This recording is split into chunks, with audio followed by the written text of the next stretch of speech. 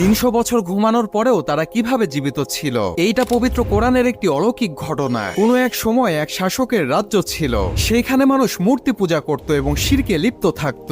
কিন্তু সেই রাজ্যের 9 জন যুবক আল্লাহ তাআলার ইবাদত করত, সেজন্য তাদের উপর অত্যাচার চালানো হতো। একদিন সেই 9 জন যুবক আল্লাহর উপর বিশ্বাস রেখে সিদ্ধান্ত নিলেন তারা এই শহর ছেড়ে পালিয়ে যাবে। ঠিক কথা মতো সেই কাজ। তারা শহর থেকে বের হয়ে একটি গুহাতে আশ্রয় নিল এবং সেইখানে তারা ঘুমিয়ে গেল।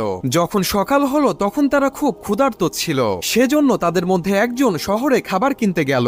গিয়ে দেখলো সে শহরটা একদম বদলে গেছে। সেখান করা মানুষ, সেখান করা রাজা, সবকিছুই পরিবর্তন হয়ে গিয়েছে। সে যুবক যখন দোকান থেকে খাবার কিনে দোকানদারকে মুদ্রা প্রদান করলো, দোকানদার সেই মুদ্রা দেখে বলল, এইটা তো 300 বছর পুরানো মুদ্রা, তুমি এই মুদ্রা কোথায় পেয়েছো? অর্থাৎ বুঝতে আর দেরি থাকে না, সে যুবকগুলো প্রায় 309 বছর ঘুমিয়েছিল।